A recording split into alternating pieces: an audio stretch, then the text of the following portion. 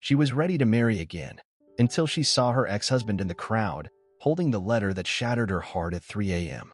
Camille Brenner didn't believe in second chances, not the sweeping, dramatic kind reserved for novels and movies.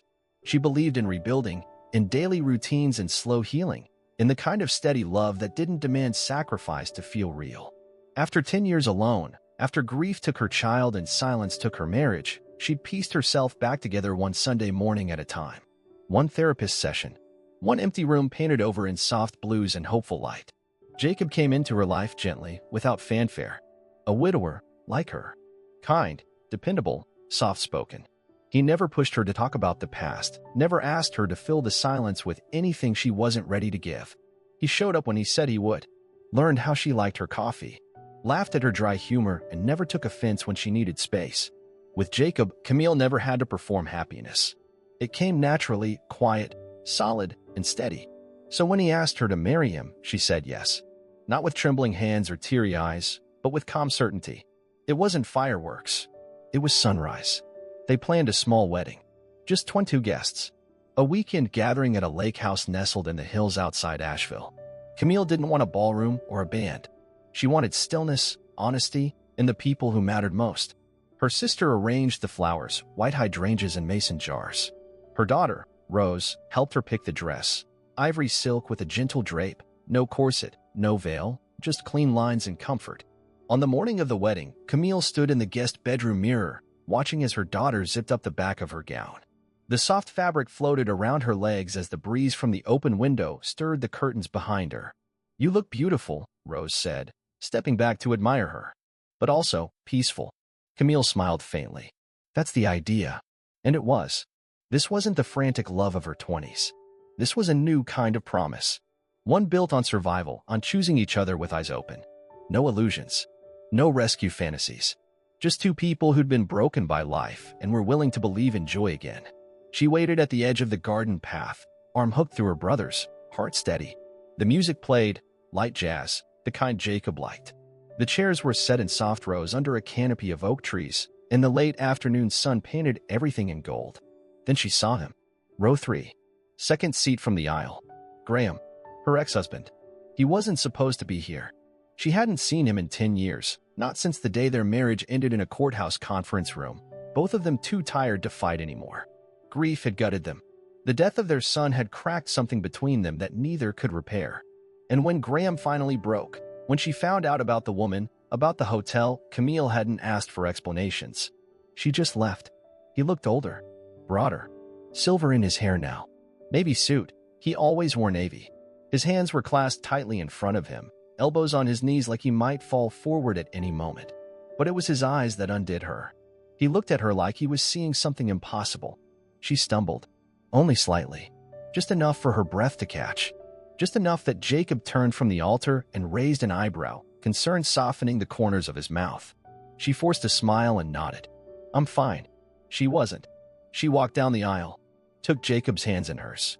Listened to the officiant speak about second chances and late-in-life beginnings. She recited her vows clearly. Meant them. At least most of them. But while Jacob kissed her knuckles and the guests applauded, her eyes drifted back to the third row. The seat was empty. Graham was gone. She didn't see him at the reception. Not by the lake, not near the champagne table, not anywhere among the well-wishers. Her daughter swore she hadn't invited him. Her sister insisted she didn't even know he was coming. Camille tried to let it go, tried to return to the laughter and soft music, to Jacob's arm around her waist. But something had shifted. Later that night, long after the last guest left, Camille slipped away to check the gift table. She wasn't sure what she was looking for until she found it. A white envelope. No stamp. Just her name on the front in handwriting she hadn't seen in a decade. Inside was a single sentence. "You look beautiful. I kept my promise. I stayed away. Until today. But if you ever want the truth, come to the cottage. It's still yours too." She read it once. Then again. And again. The cottage. She hadn't been there in 10 years. Not since the day she left her wedding ring in the sink and locked the door behind her for good. And she hadn't wanted the truth back then.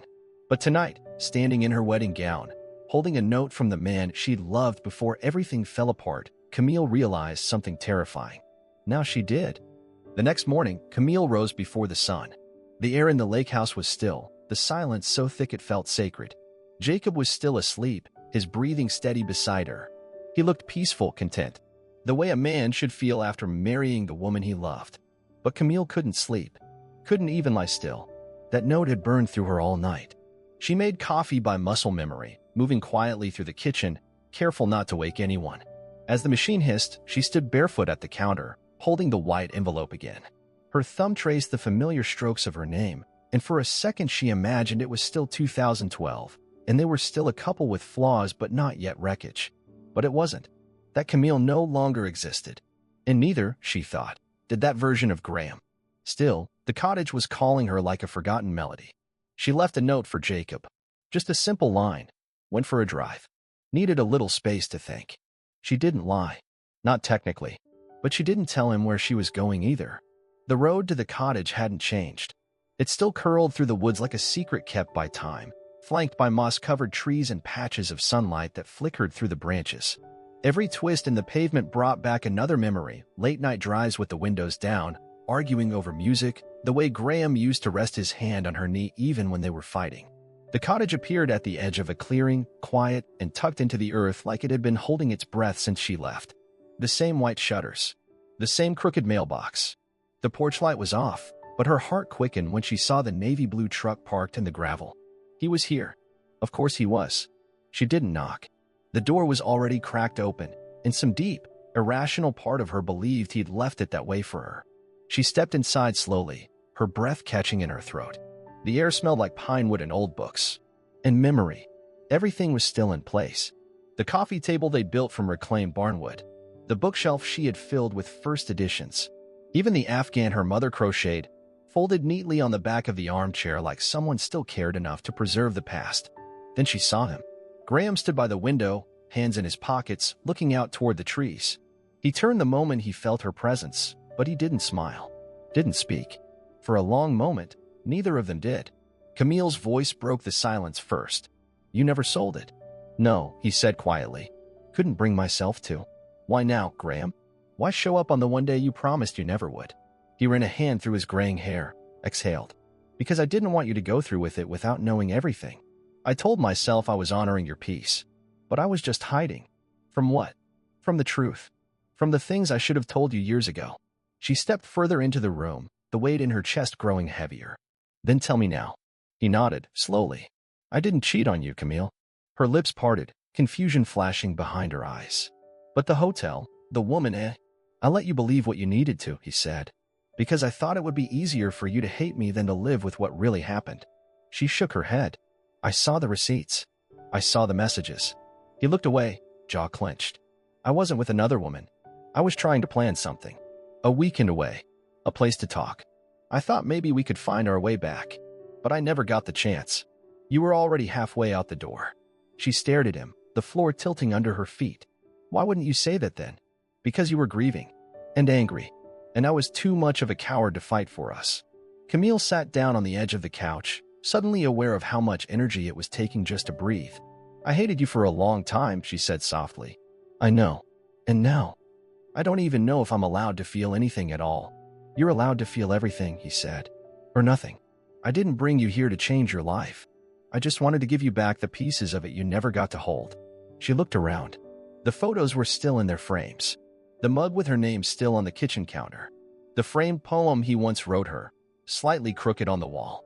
It was like time had paused inside these walls. But outside, the world had moved on. And so had she. At least, she thought she had. She stood, slowly, every step toward the door echoing louder than the one before it. "I don't know what I'm going to do with this," she said. "Or with you." Graham nodded. "That's okay." She hesitated at the threshold. "But I'm not angry anymore." And that, somehow, hurt more than hate ever did. Camille didn't drive straight back to the lake house. She stayed on the road until the trees began to blur. Her thoughts tangled somewhere between the sound of tires on asphalt and the last thing Graham had said. "I didn't come to change your life. I came to give you back the pieces of it you never got to hold." The truth sat heavy in her chest, not painful exactly, just dense. Like a memory that didn't know where it belonged anymore. By the time she returned, the reception tent was already half dismantled. Rose and her cousins had cleared most of the decorations, and the backyard looked like a celebration had quietly packed itself away. Empty mason jars, tipped over chairs. A single, half-eaten slice of cake abandoned on the edge of the buffet table. The air was thick with the scent of wine, damp grass, and endings. Jacob was in the kitchen rinsing dishes, sleeves rolled to his elbows, methodically tying up garbage bags with a precision that looked almost too focused. He glanced up as she entered and smiled, the kind of tired smile meant for long days and late-night cleanup. "Hey," he said. "I was starting to wonder if you'd gotten lost." She set her keys on the counter, then crossed her arms. "I went for a drive." His eyes studied her face. Not suspicious, just gentle, but knowing. "Everything all right?" She hesitated a second too long. "Someone came to the wedding," she said. "Someone I didn't expect." He dried his hands and leaned against the sink. "Who?" "Graham." Jacob didn't react at first. He blinked once, then nodded slowly. "Your ex." "He wasn't invited," Camille added. "I didn't even know he was in the country. What did he want?" She lowered her eyes. "Closure. Maybe to explain something he should have said 10 years ago." "I don't know." Jacob's gaze didn't shift. "Did you talk to him?" "I went to the cottage." The silence that followed wasn't angry or cold, just still, like the air between two people waiting to see which of them would breathe first. "Do you still love him?" he asked. Camille inhaled slowly, the question hitting her deeper than she expected. "I don't know," she said, barely above a whisper. "I don't think so, but I think I never let myself ask." Jacob didn't move. "I can live with your past, Camille. I just need to know it's not still your future." Her throat tightened. "I didn't go there to open a door. I went to close one." "And did you?" "I thought I did, but now I'm not sure." He stepped closer, his voice calm but firm. "I love you. That hasn't changed. But I need you to be here, not divided between what was and what might have been." She nodded, not as a promise, but as a truth she wasn't ready to answer. That night, she lay awake in the guest bedroom while Jacob slept in the master suite. The room was quiet, and the silence no longer felt peaceful. It felt unfinished, like something was waiting in the dark. She stared at the ceiling, her hands resting on her chest, eyes open, heart loud. She wasn't thinking about Graham's hands or his voice or the man he used to be. She was thinking about the way he looked at her when she walked into the cottage. Not like someone trying to win her back, just someone who still carried her name in his mouth like it hurt to speak it. She hadn't forgiven him, not completely, but she wasn't angry anymore either. And in the absence of that anger, something else had returned. Not love. Not yet. But wait. And questions. One she didn't know how to ask, and wasn't sure she could ignore much longer. The lake house was too quiet the next morning. Camille sat alone on the back porch, wrapped in one of Jacob's flannel blankets, her bare feet tucked beneath her. A fresh mug of coffee rested in her hands, but it had gone cold long before she remembered to drink it. The lake rippled gently below, the fog rolling off the surface in slow, drifting ribbons. Somewhere in the trees, a bird called out, but inside her, nothing answered. Jacob hadn't come upstairs the night before. He'd stayed in the master suite. She hadn't asked him to. He hadn't asked why. They had exchanged polite goodnights in the hallway like acquaintances at the end of a long dinner party. Civil, respectful, but hollow. She had never wanted to hurt him. That part was still true. But what she was realizing now, in the silence of a morning that should have felt like a beginning, was that she wasn't just unsure about Graham. She was unsure about herself. She loved Jacob, loved his steadiness, his goodness, the way he respected her silences and never demanded her past be erased. He was everything she thought she wanted. But as she stared out across the water, that steady love felt more like a still pond than a current. It didn't move her. It didn't reach into her chest and stir what had been dormant. It didn't shake her the way Graham's letter had. Rose came out a few minutes later, barefoot and yawning, a sweater pulled over her pajamas. She handed Camille a fresh cup of coffee and sat beside her without speaking. They watched the lake together for a long time. Then Rose said quietly, "He told me." Camille turned to her. "Who?" "Graham. I ran into him by the catering tent while everyone was still inside. He said he didn't want to make a scene. He just wanted to see you happy. Said it was the first time he could picture it." Camille looked down at her hands. "Did you believe him?" "I didn't have to," Rose said. "You should have seen his face when you walked down that aisle. That man wasn't here to win you back. He was here to let you go." Camille swallowed. "I don't think I ever really left him." "Not completely." Rose nodded, then said something that landed heavier than anything else that day. "You don't have to choose between two men, Mom. You have to choose who you are now, who you've become, and which life fits her better." The words settled into Camille's chest with a quiet ache. She knew her daughter was right. This wasn't about Graham or Jacob. This was about a woman who had once given everything to grief, who had learned how to breathe again, and who now stood at the edge of something she couldn't name. Later that day, Jacob packed up the last of their things. The staff came to clear the rentals. The laughter from the day before faded into the sounds of birds and boats and gravel under tires. Camille found him by the car, loading the final suitcases into the trunk. "Jacob," she said softly, "can we talk before we go?" He nodded, but he didn't smile. "I've been trying to figure out what's wrong with me," she began. "Why I can't just let this go? Why seeing him, just for a second, shook everything loose." "You loved him," Jacob said. "It would have been strange if it hadn't shaken you." She stepped closer. "I thought I'd buried that version of me. The one who used to believe in forever. The one who used to write poetry when she couldn't sleep. The one who still wanted to be chosen, even when it was inconvenient." Jacob looked at her gently. "Maybe you didn't bury her. Maybe you just forgot how to listen to her." Tears burned in Camille's eyes. "You deserve someone who's certain. I deserve someone who wants to be here without wondering what she left behind." They stood in silence. The goodbye hung between them. Not angry, not even final. Just honest. "I think I need to go to the cottage," she said at last. Jacob nodded. "I think you already did." He closed the trunk, walked over, and kissed her forehead. Not as a husband, as a man who loved her enough to let her find out who she still was. Then he got in the car and drove away. And Camille stood alone in the gravel, watching the dust rise behind the taillights. For the first time in years, she wasn't anyone's wife. Not anyone's regret. Not anyone's escape. She was just Camille. And somewhere down the road, the truth was still waiting. The air was warmer than it had been the day before. The morning sun had burned off the fog, and the trees lining the road to the cottage stood tall and quiet, as if they were waiting. Camille drove with the windows down this time, letting the wind whip her hair and the silence settle not just around her, but inside her. There was no Jacob now, no wedding to return to, no role to perform. Just the road and the woman she was finally starting to hear again. The one who once believed in soulmates, in second chances, in love that didn't make sense on paper, but made your ribs ache when it left. She turned into the familiar gravel driveway, the tires crunching beneath her. The cottage looked just as it had yesterday, but something in her felt different. Less guarded, more present. The windows shimmered with light, and she wondered for a moment if he was still here, if Graham had stayed. Part of her hoped he had. Part of her wasn't sure. She stepped onto the porch, slowly, carefully, the same way you approach a place where something holy was once broken.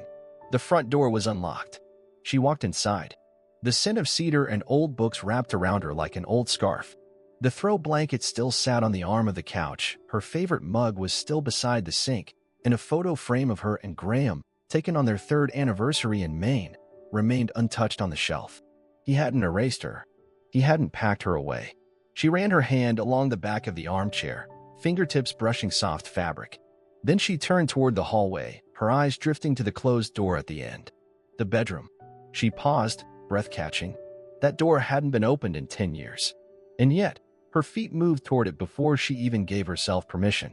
When she turned the knob and stepped inside, she stopped. The bed was neatly made, the curtains drawn back just enough to let in the filtered light. On the nightstand sat something that didn't belong there 10 years ago, a worn leather journal. Hers. Camille's heart stumbled. She hadn't seen that journal since the week before their son died. She'd assumed it was lost in the move. But here it was, waiting. She picked it up with trembling hands and sat down on the edge of the bed. The leather was warm from the sun, soft from age. She opened to the first page and began to read. Her words, her voice, raw, uncertain, grieving. Letters to herself, letters to their son, and tucked in between, one entry she didn't remember writing. It was dated 2 days before she walked out. It wasn't hers. If she ever reads this, I need her to know the truth. I was drowning too, not because I didn't love her, but because I loved her so much I didn't know how to show it anymore. I didn't want her to see the worst of me, so I shut her out. And when I saw her pull away, I didn't know how to ask her to stay. The penmanship was shaky, a different kind of pain. I thought if I gave her space, she'd come back. But I forgot how loud silence can be when someone's waiting for a sign. I should have spoken. I should have fought harder. I thought letting her go was the selfless thing, but it was just cowardice. Camille closed the journal slowly, her fingers pressed tight against the leather. Graham had been trying to speak all along. She just hadn't known how to hear it then. She heard it now. Downstairs, the front door creaked open. She stood, hard hammering, and walked back into the living room. He was there.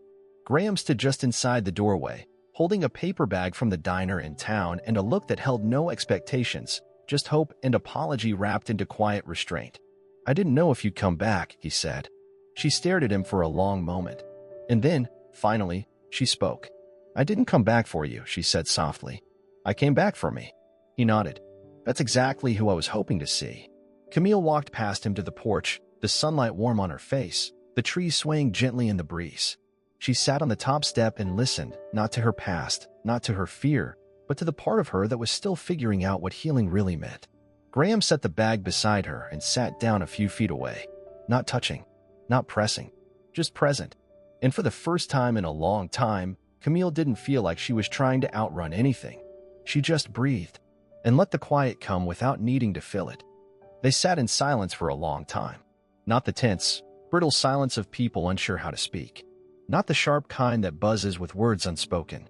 This was something softer, two people sitting side by side, letting time catch up to them.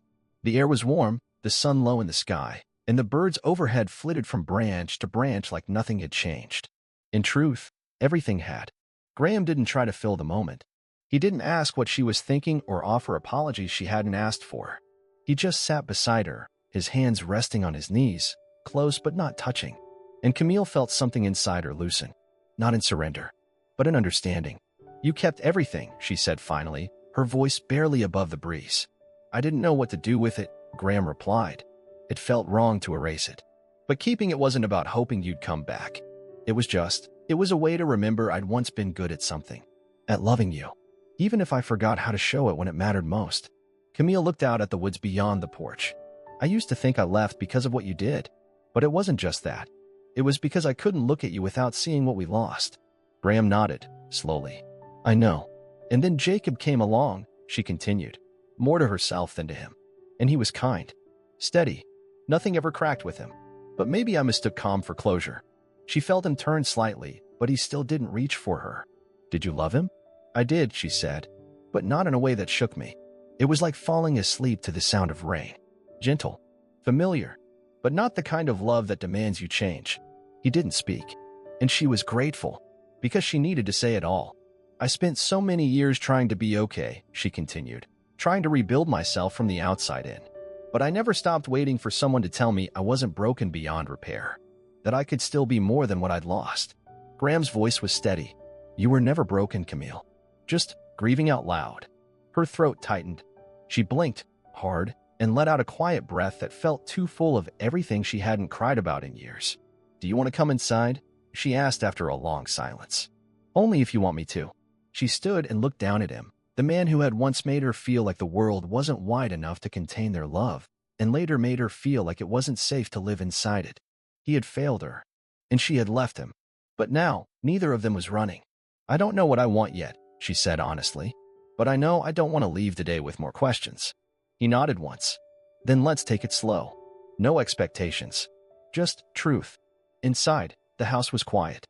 Dust hung in the shafts of afternoon light cutting through the windows. She moved slowly through the rooms, not searching for anything, just reacquainting herself with a place that had once held every version of her. In the kitchen, he poured her a glass of water and handed it to her without a word. His fingers brushed hers, just lightly, but it sent a jolt through her chest. Not because she wanted to fall back into old patterns, but because it reminded her she could still feel something unexpected. She took a sip, then leaned against the counter. "We built something here. Once. Something real. And we lost it," Graham said. "But maybe we didn't lose all of it," she replied. "Maybe we just stopped listening." She watched his eyes soften. There were lines around them now, proof of years that hadn't been easy. But there was strength in his face, too. He wasn't the man who had crumbled when life hit too hard. He was someone who'd had to live with the consequences. And she could see it in the way he didn't flinch now. In the way he waited for her to speak instead of filling the quiet. She touched the edge of the counter, grounding herself. "I don't want a fairy tale," she said. Graham nodded. "I don't have one to give you. I want a choice," she continued. "Not a rescue. Not a rewind. Just a real chance to see what's still possible. For both of us." He smiled. "Not wide. Just enough. Then we start here," he said. "No pressure. No timeline. Just time. She let the words settle in her chest. They didn't feel like a promise. They felt like peace. But this time, peace with depth. With roots. And maybe, just maybe, with room to grow again. The days passed slower at the cottage. Camille hadn't planned to stay more than an afternoon, but one conversation turned into another, and soon the sky had turned deep amber, then slate gray. She spent that first night alone in the guest room, tucked beneath the quilt her mother had stitched for their 5th anniversary, a relic she'd forgotten existed until she found it folded in the linen chest at the end of the hall. She lay there in silence, staring at the ceiling beams, the journal resting on the nightstand beside her. Graham didn't knock. He didn't ask to talk. He respected the boundary she hadn't spoken aloud. And somehow, that unspoken restraint felt more tender than anything he could have said. By morning, the heaviness in her chest had softened, but it hadn't disappeared. She found him in the kitchen, the way she used to, barefoot and quiet, pouring coffee into her favorite mug. He handed it to her like it was still hers. No questions. No ceremony. They sat on the porch as the sun rose, sipping slowly, not touching, not needing to. The silence wasn't tense anymore. It felt earned, like a truce that didn't need words to be real. I read the rest of the journal, she said finally, her voice low. He didn't look at her. He just nodded, staring out over the trees. I didn't know if you'd want to. I did. I needed to.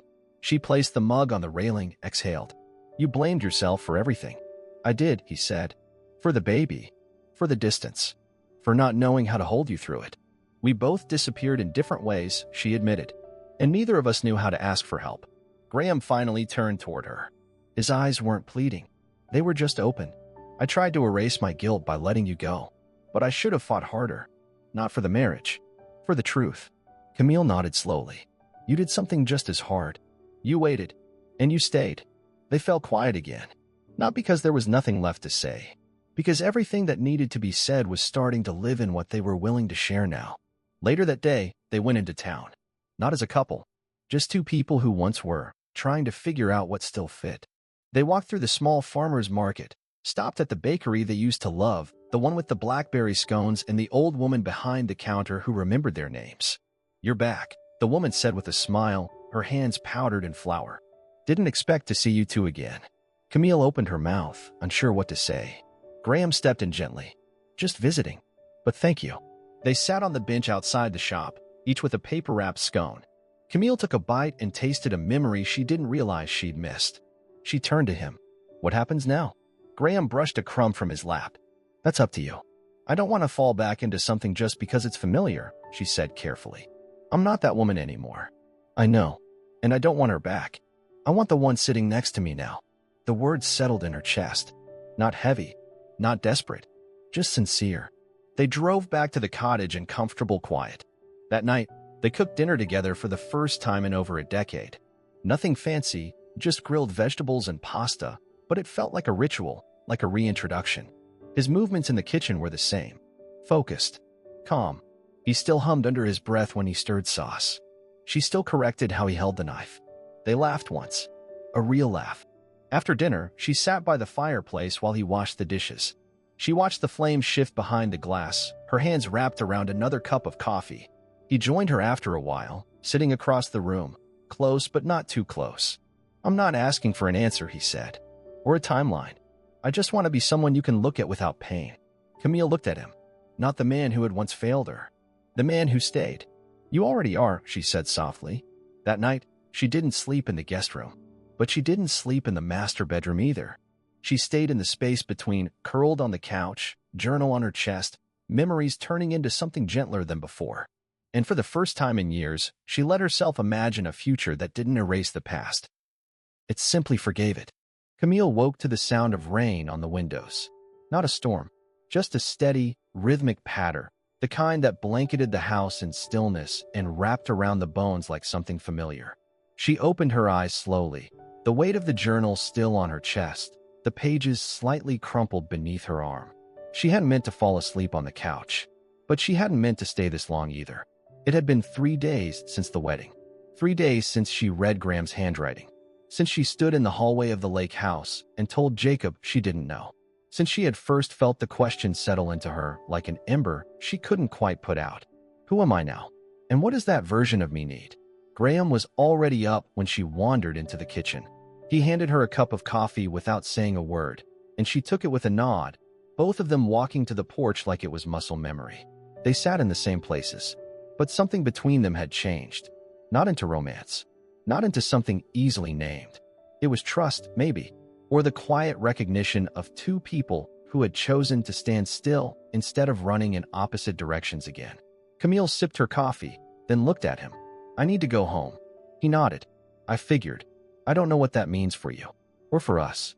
"You don't have to know yet," he said. "You just have to mean it." She looked out at the rain beyond the trees. "Jacob deserves honesty. He's been nothing but good to me. And I haven't been," Graham replied without bitterness. "Just truth. You are now." They finished their coffee in silence. Then she packed her bag, folded the blanket on the couch, and tucked the journal back into her purse. She stood at the doorway for a long moment, her hand on the frame, watching the man who had once been her everything.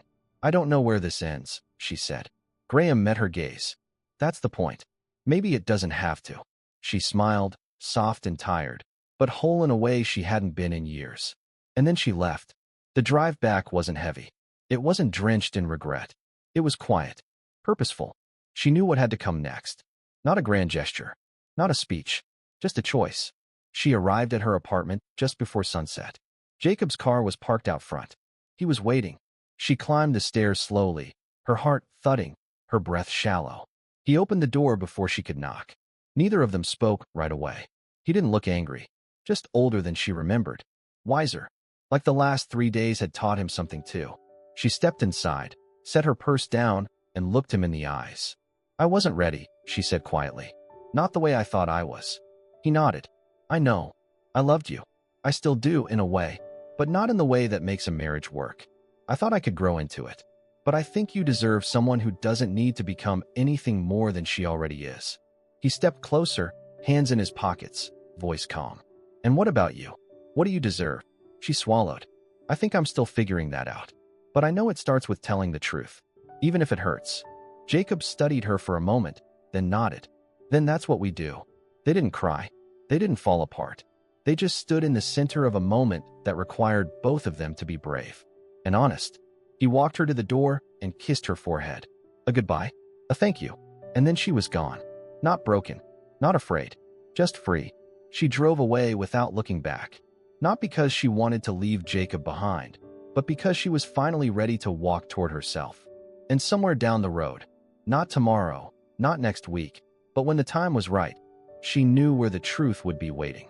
In a cottage, in a journal, in a man who had once been her end, but just might be the beginning she never expected. Camille didn't rush. She didn't drive to the cottage the next day or the day after. She returned to her life quietly, like someone stepping into a house that had once been too loud. She unpacked her suitcase, made coffee in her own kitchen, and walked barefoot across the hardwood floors she hadn't noticed in weeks. The space felt different now, not because anything had changed, but because she had. Her reflection in the mirror looked more familiar than it had in years. Not younger, not softer, but truer. She had lines around her eyes, a quiet confidence in her shoulders, and a stillness that came not from settling, but from finally listening to herself. She wrote a letter to Jacob, not to reopen the door, but to thank him for holding it open in the first place. She told him he hadn't failed her, that he had given her something she didn't know she needed, proof that kindness and patience could be love, too, even if it wasn't hers to keep. She mailed it without rereading. And then, 2 weeks later, when the last traces of her wedding had faded from her drawers and her skin no longer carried the scent of white roses, Camille drove back to the cottage. This time, the trees didn't seem as tall. The gravel didn't feel like a threshold. It felt like a road home. She parked and sat in the car for a moment, her hands resting on the steering wheel. The porch light was off, but the windows glowed with warm amber. She didn't feel afraid. She felt ready. When she knocked, the door opened almost immediately. Graham stood there in jeans and an old sweater, barefoot, holding a steaming mug in his hand. He didn't look surprised. "I made coffee," he said. "Didn't know if you'd come." "I didn't either," she said. She stepped inside. The warmth of the fireplace met her like an embrace, and for a moment she just stood there, letting the stillness soak into her bones. "I'm not here for a fresh start," she said. "I'm not here to pretend the past didn't happen or that we can undo everything we did wrong." Graham nodded. "Good. I wouldn't believe it if you were. She took off her coat and hung it on the hook that still had her initials burned into the wood. She turned to face him fully. I'm here because I've realized love doesn't have to be new to be right, she said. It just has to be chosen. Honestly. Deliberately. He set the mug down. His hands trembled just slightly. I don't need a grand gesture, she continued, or promises you can't keep. I just want to know if there's still room here for a version of us that isn't perfect. Just possible. Graham stepped closer. Not urgently. Not emotionally desperate. Just steady, the way someone moves when they've learned how fragile forgiveness really is. There's always been room, he said quietly. But now, I want to build something better inside it. She let out a breath she hadn't realized she'd been holding. Not relief. Something deeper. She walked past him to the couch, sat down, and pulled her knees beneath her. He sat beside her, a safe distance away, and handed her the mug. Their fingers touched. This time, she didn't pull away. They didn't talk about what came next. There were no titles, no plans, no futures drawn in ink. Just the fire crackling between them, the echo of years past, and the quiet beginning of something new. Camille leaned back into the cushions, sipping slowly. She had no idea if they'd make it. But for the first time in years, she wasn't afraid to try. Because some love stories don't need to be rewritten. They just need to be remembered. And chosen again.